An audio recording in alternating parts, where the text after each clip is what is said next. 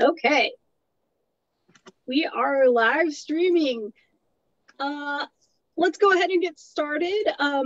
Welcome to Learn to Declutter. My name is Shannon Bowman Sarkeesian, and I'm your outreach librarian at Turner Free Library. Again, thank you for being here today and attending this program. I am thrilled to welcome Catie Kelly from Sistamatic Organizing, and I will stop talking because I need to learn how to declutter too. So Catie, welcome. Thank you so much for being here today. Yay. 20. Hi, everybody. Welcome. Thank you so much for coming out. My name is Catie Kelly. So with no further ado, let's get started.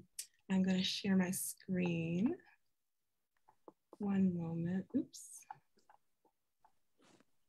I'm sorry, one moment. I lost my page. No problem. Take your time. I had it ready to go. It disappeared.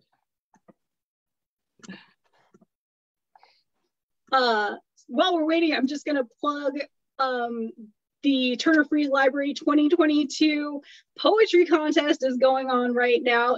And we're doing multiple age groups. So for kids, teens, and adults, you can submit up to 3 poems, and you can do that online, or if you prefer paper, we have paper copies at all both children's and adult circulation desks. So we would love to have anyone submit and just get those poems to us by April 15th, and winners will be announced by April 30th. I'm sorry, one second, you guys. No problem. I'm gonna find the link for the poetry.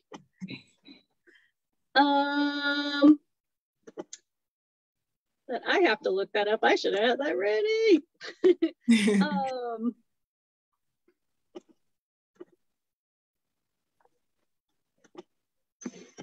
Okay, so if you want more information about the poetry contest, this is the listing on the calendar, and then I can send you the online form.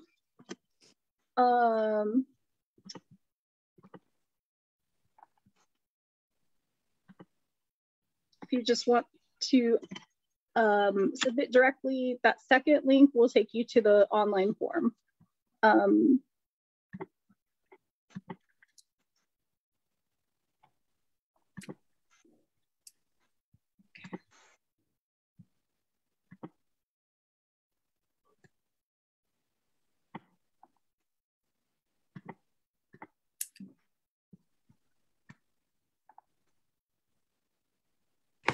All right. Shannon, okay, I'm ready now. Okay, great. Okay, great. Thank you for your patience, everybody. Sorry about that. I'm using a different computer than I usually use. So, okay, let me go ahead and share my screen. Here we go. All right. Clicker.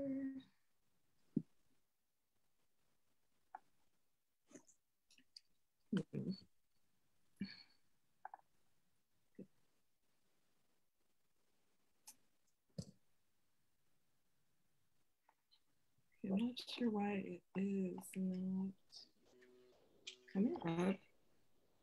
Shannon, can you see the? So what I see is you like your browser. Oh, there we go. Okay, can you see this now? It's still the browser.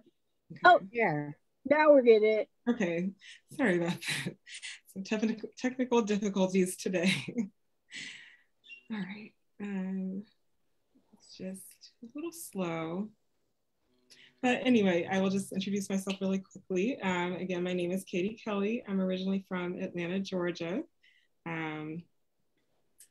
And I've been an organizing enthusiast since I was a child, but I recently decided to make a career change from the fashion world into professional organizing. So it's just something I really enjoy doing, and I love that I can do something that I enjoy and help people in the process.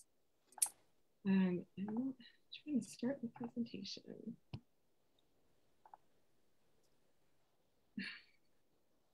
You know, I practiced this a bunch of times and it worked perfectly, and of course now. Okay.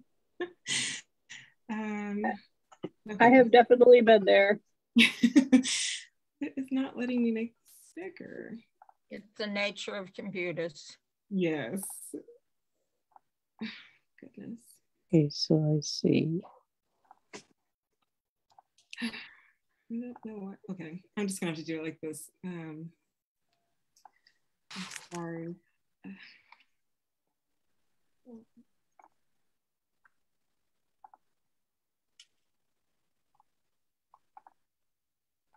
Not letting me. Okay, I'm just gonna present it in here.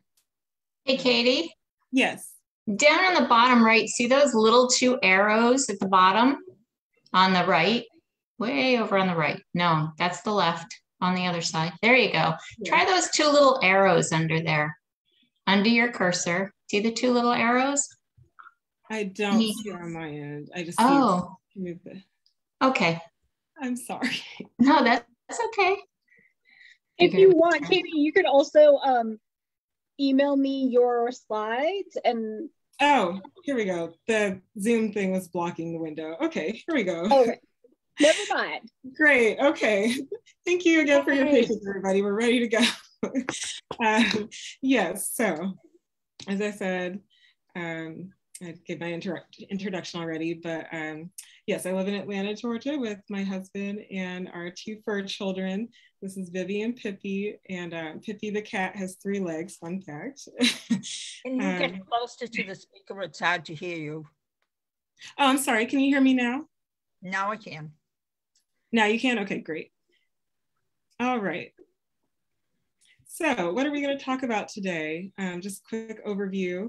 We're going to start with the benefits of decluttering. Then we'll move into some basic steps that you can use for any room in your home. And then we'll get more into common problem areas that people ask me for help with the most, and some more specific things that can help. And then we'll finish out with, so you decluttered, now what? What to do once you're done decluttering. And then we'll have time at the end for questions. So you can put those in the chat, or you can just wait until the end and we'll have like a little Q&A. All right, benefits of decluttering. Number 1 is definitely less stress. Clutter can really stress you out in a variety of ways. It could be something as small as, you know, you come home and you just feel like you're entering chaos because the room you step into is just full of clutter. It could be something like, you know, maybe you have friends or family members that like to stop by unannounced and you're stressed out because you feel like your home is not how you would like it to look if people stop by. So just a variety of things that, you know, can make your life stressful if you have a lot of clutter in your home. The second thing is definitely, if you declutter, you can improve the quality of your sleep, believe it or not. There have been studies, actually there was a study in 2014 that found that the more clutter you have in your home, especially in your bedroom, the more likely it is that you'll develop a sleep disorder. So, you know, that can be really serious. And, you know, sleep, as we know, sleep impacts the quality of your life. So, you know, declutter and improve the quality of your life. Decluttering can also put extra money in your pocket. I actually had a client yesterday that I was helping, and we found a check for $2,000 for, it was like a refund that she forgot to deposit. So that's just one example. I've had people find gift cards that they forgot about that had $100 in it. So, and then it could even be something as simple as maybe you are paying $150 a month for a storage unit, and you know, once you get rid of all that stuff in there, you don't need it anymore, or you can downsize to a smaller one, and that can put, you know, thousands of dollars extra in your pocket every month or every year. Or maybe you have decluttered and you have some things that you can sell that are worth something. You put them on Craigslist or Facebook Marketplace, and you're able to sell those and make a little money. So that's just some ways that decluttering can put extra money in your pocket. And then lastly, more free time. Decluttering can free up so much time in your life, whether that's because you're not spending so much time cleaning your home. Maybe it's easier to find things, so you're not wasting time looking for important paperwork or just important things that might be hidden under a pile of something. So yeah, just some benefits of decluttering. And I think it's important to think about these benefits because decluttering can be really exhausting physically, it can be exhausting emotionally. So just try to focus on some of these benefits that can come about. All right, so now we're moving into basic steps. So like I said, these are steps that can be used for any area in your home, your office, your car even. So I always tell people to take it one space at a time. Don't try to, declutter your whole home in a weekend. You will get overwhelmed and you'll want to give up. So, start with one room, maybe even one corner of a room, just to keep from getting overwhelmed. And then next, you definitely want to take everything out of that space and start sorting it by category. That way you can see if you have duplicates of things, if you have a lot of the same kind of thing, if you have, things that you forgot you had. That happens a lot. You empty out a cabinet or a closet and you unearth things from 10, 15 years ago that you forgot were in a box in the back of a closet. And then from there, you'll decide what can be donated, recycled, or thrown away. And then finally, finally, you can, once you've decided what you want to keep, you need to find homes for everything, find places for those things to live. And then I always tell people, keep in mind your end goal for the space. Maybe you want to clear out your garage so you can have a home gym. Maybe you have a spare room you want to clean out to make room for a baby's nursery. Or maybe it's just something as simple as you want to host game nights again and, and you want to have your living room nicer and cleaner for something like that. So just don't give up and keep your end goal for the space in mind. Okay, so these are also some questions you can ask yourself as you're going through the decluttering process. Definitely start out with, how often do I use this? If the answer is once a year, maybe you have some Christmas decorations, but you use them every year, that's fine. And what I like to tell people is think of yourself as the landlord of your possessions. So that's when you ask yourself, is this item paying enough rent, so to speak? And by rent, I mean, how often do you use it? So maybe you have a huge bread maker or something in your cabinet and it's taking up a ton of space and you only make bread once every 2 years when you feel like it. Maybe that's not paying enough rent. It's taking up a lot of space, but you don't use it a lot. So that's one thing to think about. Something else to think about is, are you keeping this item because you actually like it and you actually find it useful, or just because you feel like you should keep it? And a lot of arguments people have to keep things are, it was expensive. I spent a lot of money on it 10 years ago. Well, the money is spent, the money's gone. Yes, you could theoretically sell it and try to get some money back, but you have to think about, is it worth the time and effort to sell it? If so, great. If not, donate it or pass it along to someone else who can use it. But either way, the money is gone. You already spent it. Something else I hear a lot is, well, it was a gift from my grandma, my auntie, my whoever. I feel like I can't give it away. I feel guilty.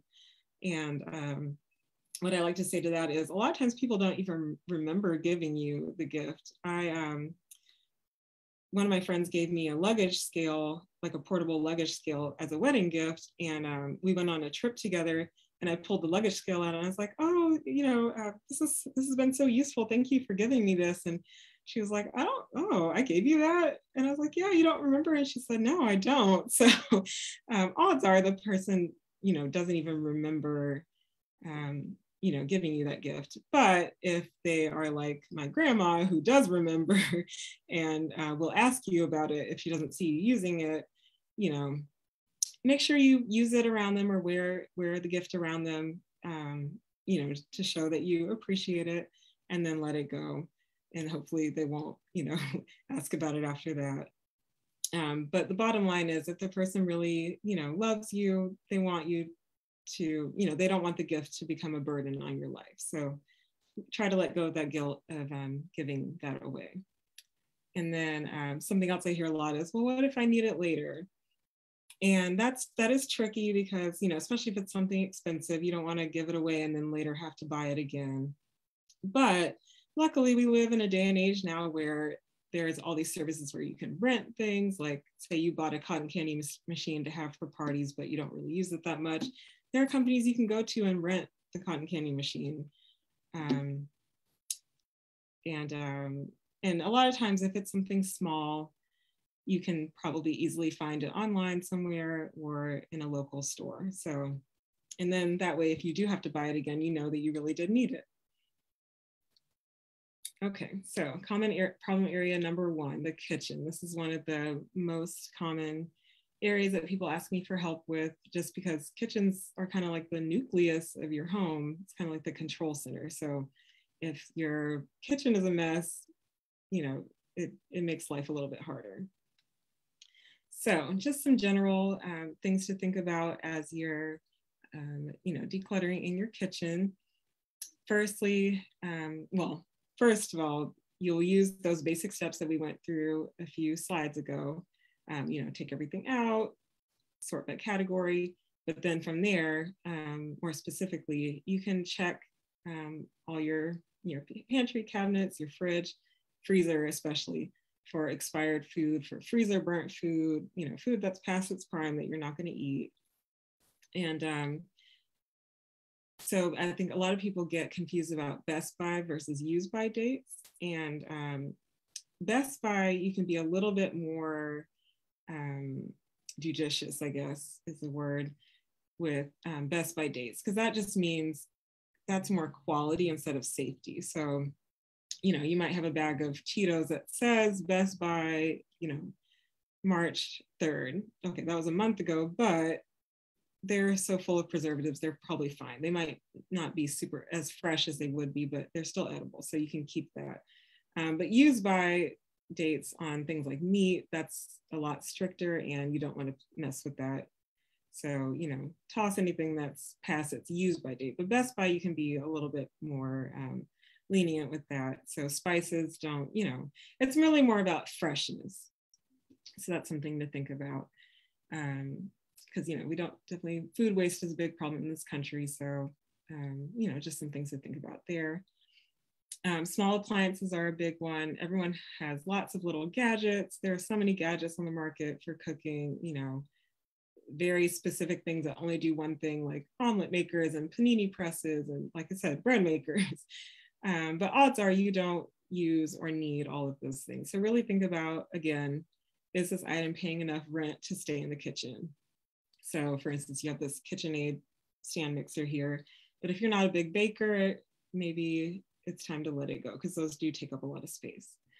Something else that people have a lot of trouble with is Tupperware. The lids get everywhere, and lids get lost. So really go through those, go through all your Tupperware, maybe get rid of things that are just, old takeout containers. If, you have enough of normal Tupperware, definitely get rid of things that don't have a lid anymore, because you probably won't use them.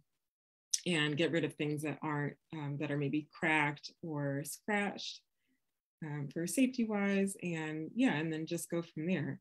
And maybe if budget allows, reward yourself with a fresh set with matching lids and everything, and just start over and recycle whatever you can.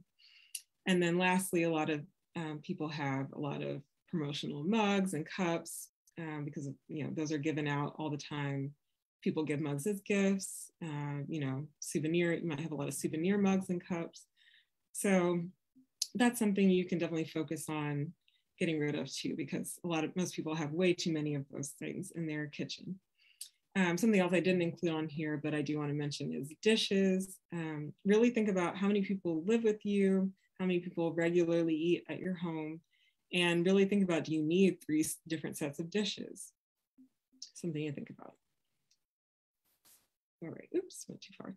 Okay, next is the closet.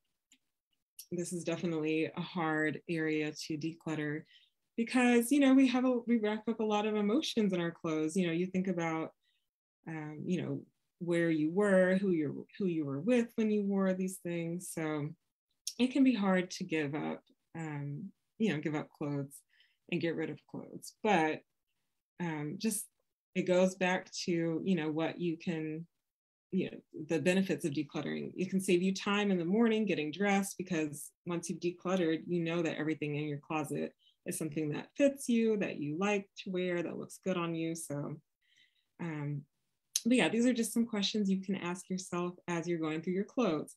Does this fit my lifestyle?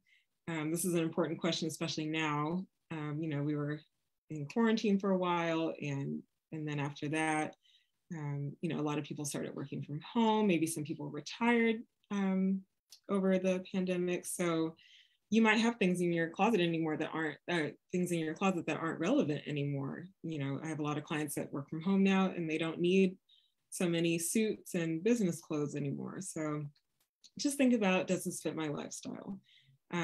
Next, you want to ask yourself, how often do I wear this item? Again, you might have some things that are seasonal, like maybe you go to an ugly Christmas sweater party every year, and you have, you know, an ugly Christmas sweater. That's fine. You know, if you wear it every year, it's, you know, it's one thing. But if you have a lot of, I don't know, cocktail dresses, but you don't, you know, go to a lot of cocktail parties, maybe you only need 1 or 2. You know, if you have like a specific hobby, you know, think about if you're wearing those clothes enough. Definitely also ask yourself, is this in good condition? And, you know, that's subjective for everybody, but in general, just make sure, you know, stuff doesn't have holes in it, it's not faded, stretched out, you know, things like that. And if they are, maybe that can be demoted to, you know, just wearing around the house clothes or yard work clothes, if it's something that you still really like, but maybe you don't really want to wear it out in public anymore. And then you definitely also want to ask yourself, do I love how this looks and feels on me? If the answer is no, then you probably won't wear it. You might put it on because you forgot, but you might try it on and be like, oh, I forgot it's itchy. I forgot it rides up when I walk. I forgot that this, you know, shows lumps, or I don't know, you know, just think about, is this something that you really feel confident in?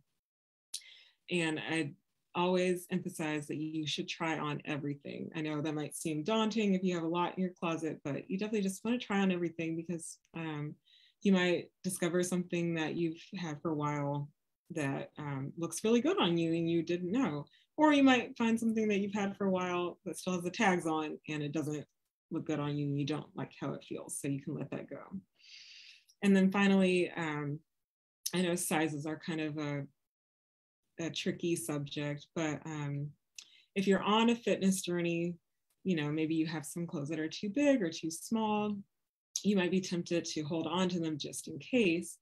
But I like to tell people, you know, keep your favorites on either end of the size range, and either hold on to stretchy clothes or invest in some new stretchy clothes that fit you at multiple sizes, especially if you're actively on a fitness journey.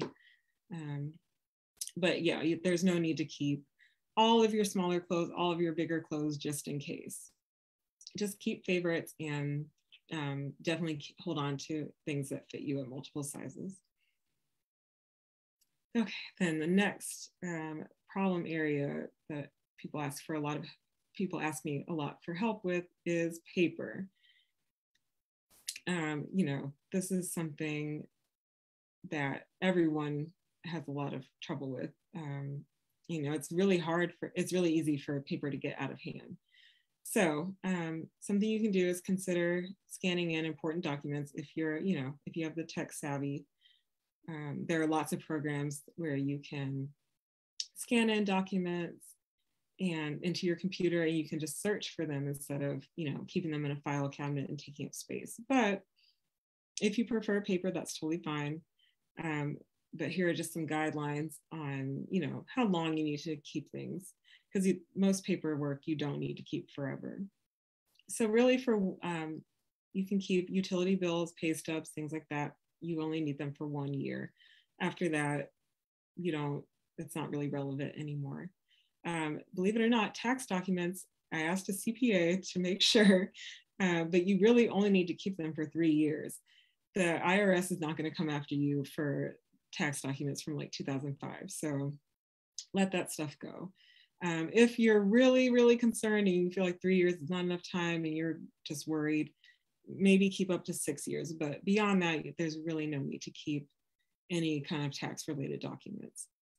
And then receipts, people have a lot of trouble getting rid of receipts, but unless it's like a big ticket item that you maybe want to keep for insurance purposes in case, God forbid something happens to your home, you really don't need to keep receipts, especially from perishable things like groceries or cosmetics.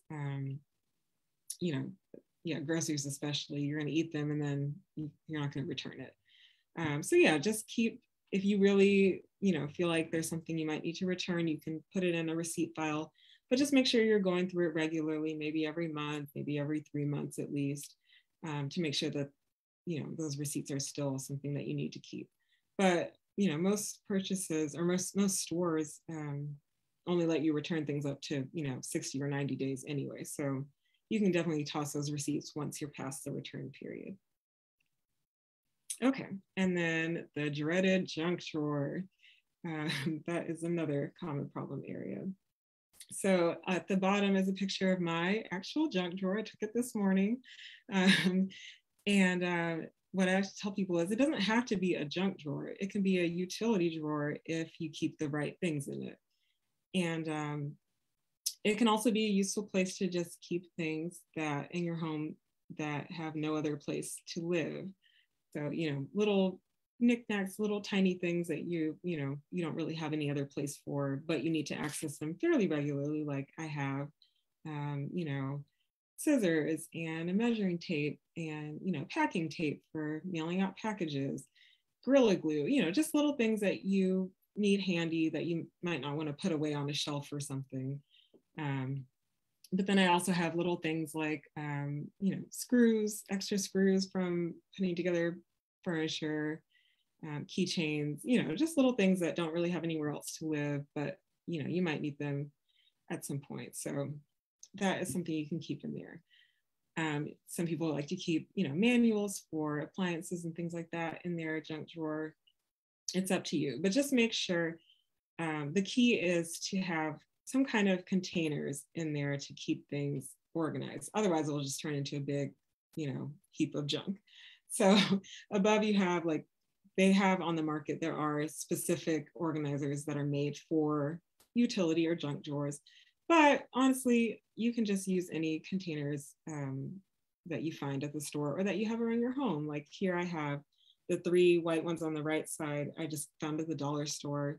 And then the other ones are like a watch box and like a box that my phone came in. So those small boxes like that are actually great for drawer organizers. So you don't have to spend a lot of money to keep your utility or junk drawer organized. All right, so I know maybe not everybody on this call has, babies or kids at home, but just in case, I'm just gonna go over it really quick, what you can do with some of these things, because babies and kids come with a lot of stuff. So outgrown clothes, if you are not planning on having any more kids, then obviously those can be donated or handed down to another family member. But if you do have younger kids or you're planning on having more kids, I definitely recommend vacuum space bags to keep those clothes organized. And those are great because they kind of compress the clothes down to be flat. And they have some that hang up in a closet, or you can, they're flat enough to slide under a bed or something like that. So that's one thing you can do with outgrown clothes. And then toys, of course, people love giving babies and kids toys for birthdays and holidays and things like that.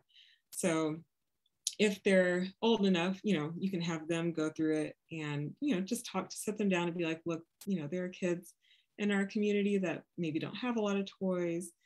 And, you have so many awesome toys. Maybe you can give some up, donate some to kids that don't have a lot of toys. And that usually works on most kids that I've worked with. But yeah, just most kids have way too many toys. So you can donate toys, you can rotate toys out. Maybe you don't need to have all their toys out at once. Maybe you can put some away in a closet.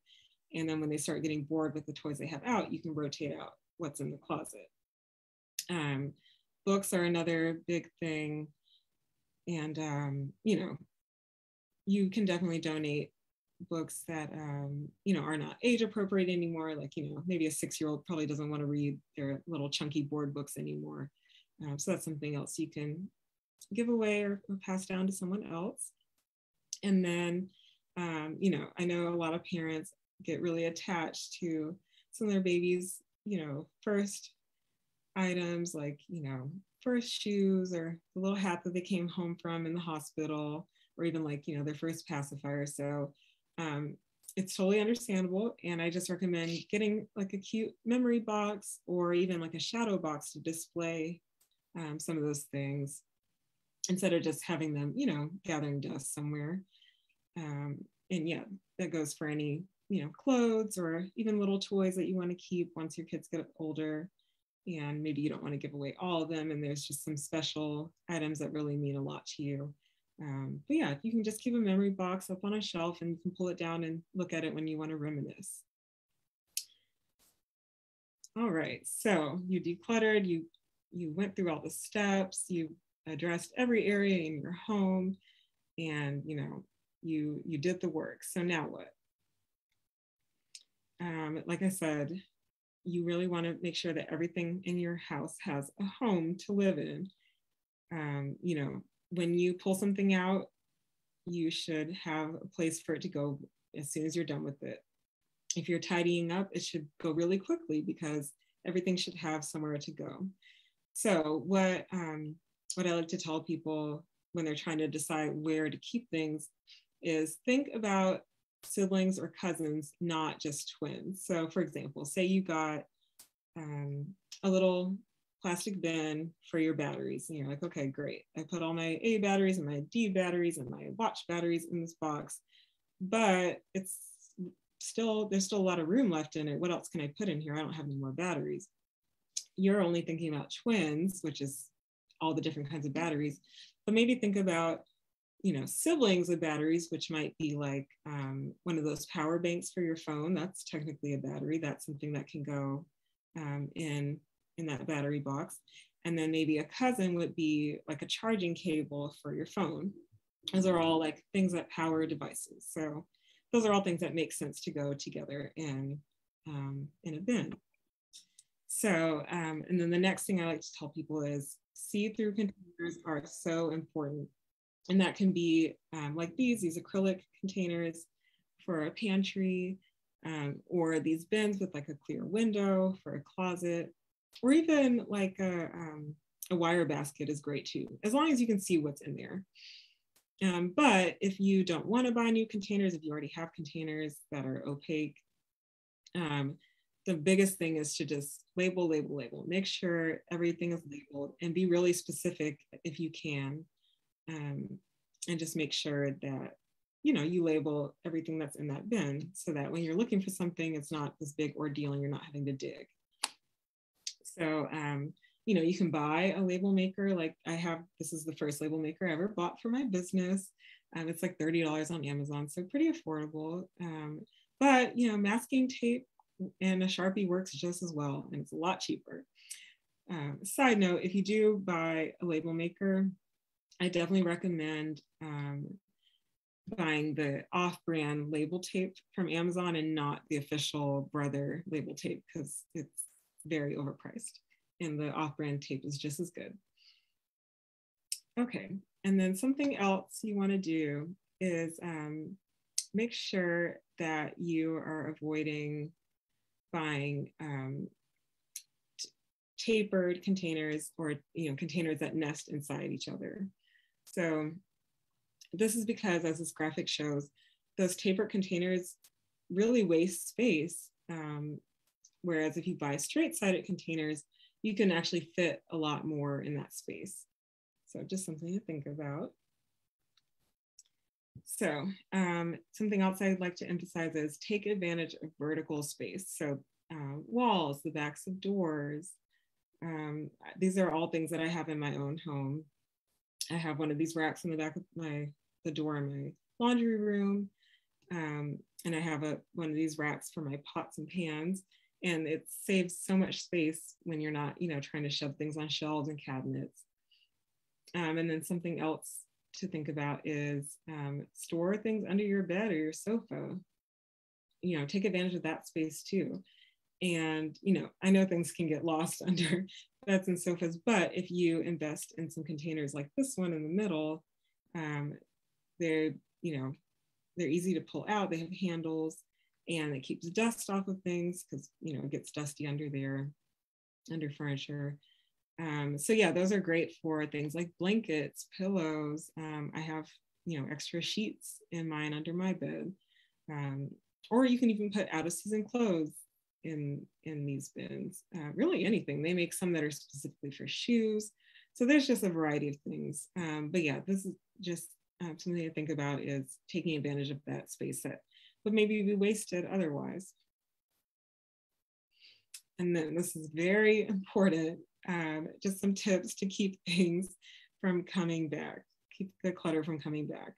So number one is definitely avoid impulse shopping. So, if you're at TJ Maxx looking for something specific, and then you kind of wander off to the decor aisle or the, or whatever aisle you were not actually planning on coming to. I just have a couple tips to keep yourself from, bringing home things that you weren't intending on bringing home. So number one is definitely, you can keep a list on your phone, or you can just keep a little notepad in your pocket or wallet. You can even keep a little slip of paper in your wallet or in your purse. But just keep a running list of things that you have been wanting and that you're looking for. So, if you go to TJ Maxx and you have on your list, black dress shoes and, Easter pillows, I don't know. Then you have your list, and if you're feeling like shopping, you have your list, and then you can look for those things. And then hopefully you can keep yourself from picking up other things that are not on your list. And then something else to think about, if you don't have a list, or if you're tempted to veer off the list, really think about, where will this go when I get home? So, especially for little knickknacks and clothes, especially shoes, really think about, before you put that in your shopping cart, can I picture a place in my home where this will live when I get home? If you can't, odds are it's going to end up staying in the trunk of your car, or it's going to end up in a corner somewhere, or just shoved in a closet. It'll get forgotten and it will turn into clutter. So really think about, where is this going to live when I get home? Do I have room to store this? And if not, and you really, really want to bring it home, then think about, okay, what can I give up to make space for this? So another rule that works for people is one in, one out. So if you buy a pair of shoes, tell yourself you have to donate a pair of shoes to make room. So something to think about. And then I also like to tell people, if you're really tempted to buy something, but you're not sure you have space, or you're not sure if you really need it, or you're not sure if it's just you want it in the moment, but you won't care about it later, leave the store, go home, and then in a couple of days, if you're still thinking about it, you can go ahead and go back and get it. And that's something I use myself to keep myself from impulse shopping. But yeah, so that's impulse shopping. And then this is a big one too. Turn down offers for free stuff. I know it's hard. Everybody loves free stuff, me included. But really, again, think about, do you have an actual need for this item? Do you have somewhere to keep it? And that goes for, promotional items that your workplace might be giving away. My old in my old corporate job, they love giving us water bottles and t-shirts and pins and mugs and tote bags, all kinds of stuff with the company's logo on it. But, you know, we didn't really need most of that stuff, and it just ends up becoming clutter. So don't even take it home. Maybe if you do want to take the water bottle, leave it at work, and that can just be your work water bottle, you know. And that also goes for if you have family members that like to try to pass things along to you, like I do. Like one of my cousins was like, oh, I have this chair, I don't need it anymore. This is kind of your style. Do you want it? And, you know, I turned it down because I don't have a lot of space in my home. It was a cute chair though, but I don't have a lot of space in my home, so I turned it down. But especially that goes for clothes too. Really think about, will you wear it? Does it fit? Make sure you try it on, don't just take it from them. But in general, just politely turn down offers for free things. If you have kids, a good thing to do is have them donate toys before every holiday season or before every birthday if they get a lot of gifts for their birthday. Again, that goes back to that one in, one out thing. And then just remember, you know, unless you live in a bunker or something and you're never going to shop ever again, decluttering is a lifelong process. There's always going to be things coming into your home, but there should always be things leaving your home also. So a good way to do this is seasonal cleaning. I try to do a nice deep cleaning and a decluttering every season. Doesn't always happen every season, but if you can commit to at least once a year doing a spring cleaning, a fall cleaning, or even a New Year's cleaning to start the new year out fresh, that's a great time to really assess whether you need everything in your home. So I made a separate slide just for mail because there are a lot of tips I want to share for keeping mail or cutting down on the amount of mail that comes to your house in the first place. Because if you can keep it from coming, then you don't have to deal with it. So there's a website called optoutprescreen.com. And this, if you sign up for this, it's free. It keeps credit card offers and loan offers from coming to your home. So I signed up for it a couple months ago, I think, and it's worked. I've gotten a few credit card offers, but not nearly as many as I used to. So it's free. It does, I know it's kind of scary because it asks for your social security number, but I did it myself, so I promise it's legitimate. But that's one way to cut down on that kind of mail if you get a lot of those. Then there's dmachoice.org, which I haven't tried this one yet. I just found out about it not too long ago.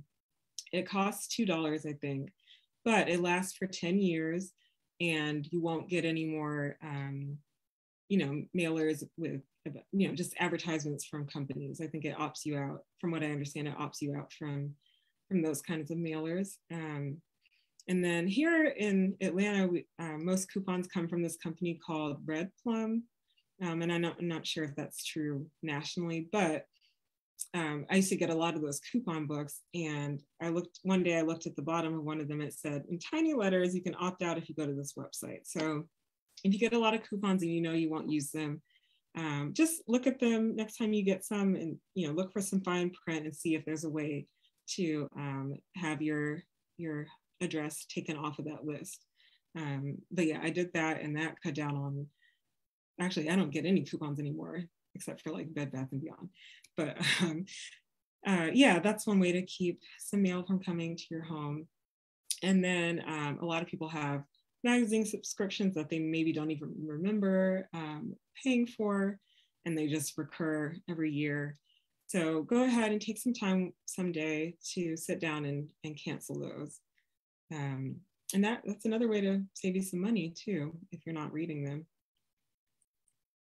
Okay, so that is all I have for today.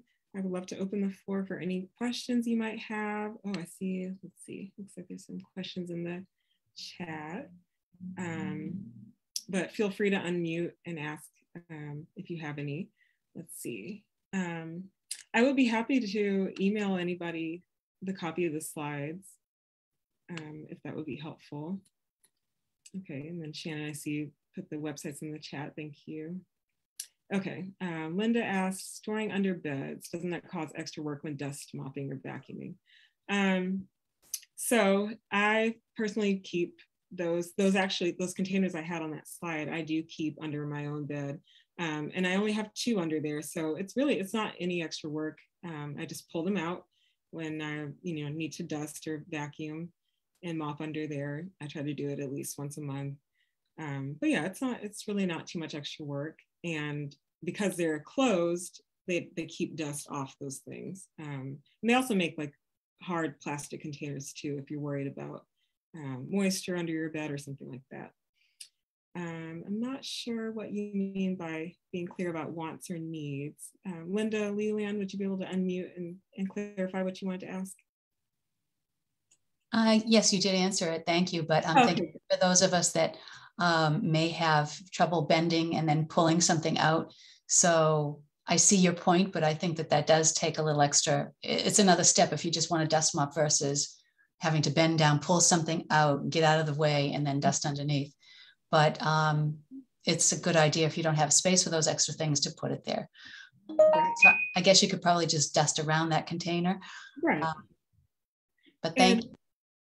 You're welcome. Yeah, and and you customize these tips for your own situation. So if bending down is hard for you, yeah, maybe don't use that tip. Maybe store things on the wall or something like that. Let's see. What else do we have? I think, who is this? Lynn, you raised your hand. Would you like to ask a question? Yeah, I have one question and 2 other things. One is, what do you do when you're a declutterer, but your spouse or partner or whatever is not a declutterer and just continues to bring stuff into the house? The second thing is, I learned one place that if I want to get rid of something that has a lot of memories, take a picture of it and then you can let go of it because you still remember it from the picture. And another one is, if you're donating, if you have a bag of stuff to donate, don't put it in the trunk because you forget it. Throw it right on the front seat so that it bugs you every time you get in the car so that you'll make the stop and drop it off. Yes, yeah, definitely. I definitely agree with those last 2 points. Thank you. That's really helpful to share. And then for your first question, that pretty much every couple I work with, one half of the couple wants to get rid of everything and the other half wants to keep everything. So it really just takes a lot of compromise. And isn't that what marriage is about, compromising? So yeah, it's just about, finding a middle ground. And, maybe if you're the person that wants to declutter, maybe bring up some of those benefits of decluttering I mentioned at the beginning and say, we'll sleep better, we'll save money, maybe we'll find a gift card that we forgot to redeem.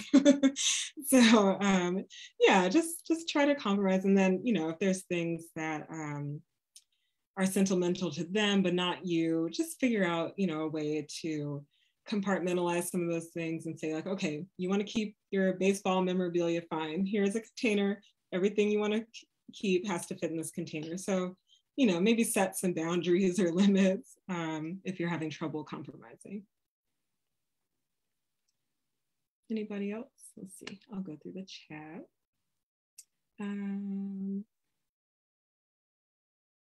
Yes, exactly. If you're decluttering books, you can always go to the library and get books. And ebooks are also a great option. I used to be a paper books only person, but recently I've tried out ebooks, and those are a great option too. So yeah, if there's books that you love, but maybe you want to get rid of them. Oh, and I wish I had touched on books now because that would have been a good. That's hard for a lot of people. But yeah, the library is a great resource. Ebooks are a great resource if that's something you're able to use. What else? Yeah, lots of good tips in the chat. Thank you for sharing those. Anybody else? Oh, Katie, there's a request for your email address in the chat so they can request. Yes, I have it on the last slide, but I can put it in the chat really quick. I have all my contact information on the last slide, and we'll go to that when we're done with the questions, but I will stick it in here really quick. And then I have a question. Yeah. So for people who are into like hobbies that have kind of items that cause clutter, do you have suggestions for you know, how do we keep the supplies that we need, but also how do we avoid the clutter that goes along with it? Right, that's hard. That's a good question. So, you know, maybe some things, especially if your hobby is outside of the home, like, you know, some kind of sports activity, you know, consider keeping some of those things in your car. Like I go to yoga sometimes and I just keep my mat and my yoga blocks in my car because I don't really use it at home. And if I do want to use it at home, I can just go outside and bring it inside. But yeah, I know, you know, some hobbies come with a lot of pieces, like, you know, crafting comes with a lot of tiny little things. You know, sewing is another hobby with a lot of, you know, lots of pieces. So I guess just pick an area in your home to keep all those things, and just, again, make sure that things are contained. And that they're in one area, not spread out throughout your house. Don't have, you know, fabric under your couch and buttons in your, you know, your dresser drawer. You know, just try to keep things, you know, in one area. Thank you. Yeah. Any other questions? I'm trying to go through the chat and see if I missed anything.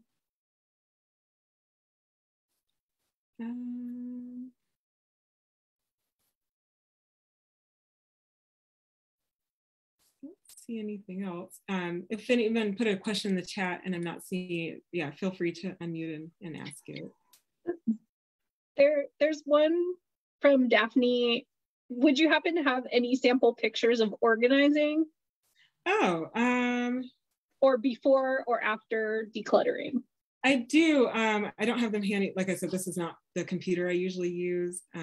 But if you go to my Instagram, which I will share on the next slide, you know what? Let me just share it now. 1 second. Get back to it. Here we go. So this is how you can reach me after the presentation.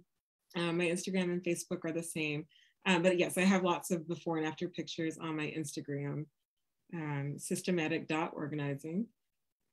And yeah, so that kind of shows some of the transformations I've done, and it can be maybe inspiration for your own decluttering journey, so you can see what's really possible. And you know, and if you're curious about how long some of those things took, you can feel free to comment or DM me if you want to know how long it took, so you can, you know, have a realistic idea of how long something like that might take. Oh yes, I would also like to just plug really quick. I offer virtual organizing sessions. So, you know, just like this, we can sit on Zoom or FaceTime, Google Meet, whatever works for you.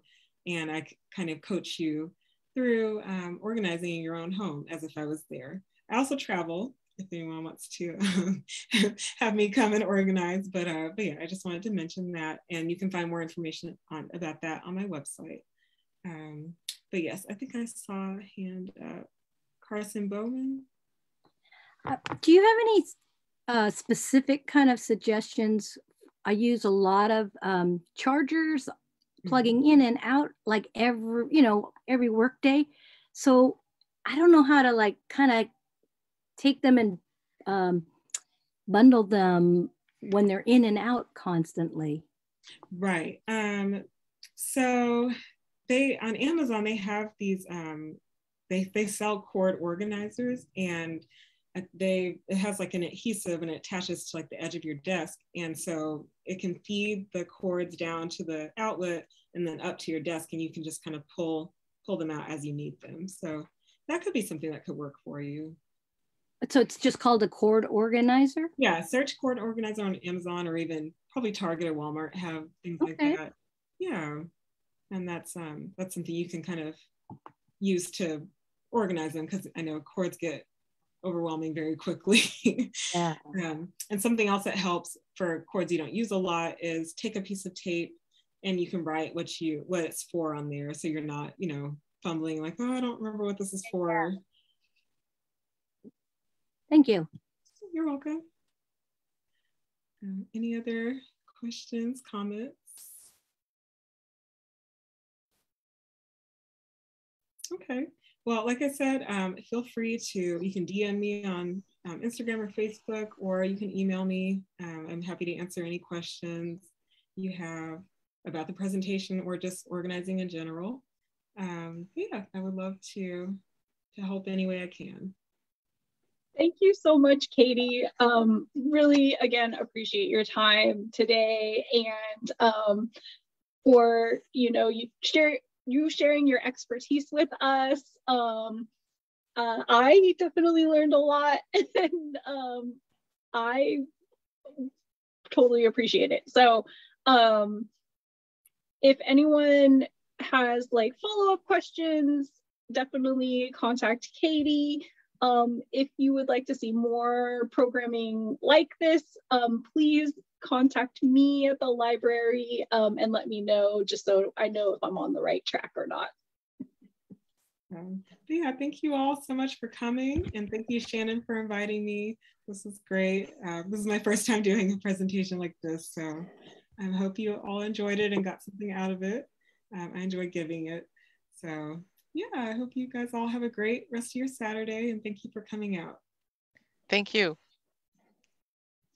Thanks, everybody. Have a great weekend. Thank you. Really good. Thank you. Thank you.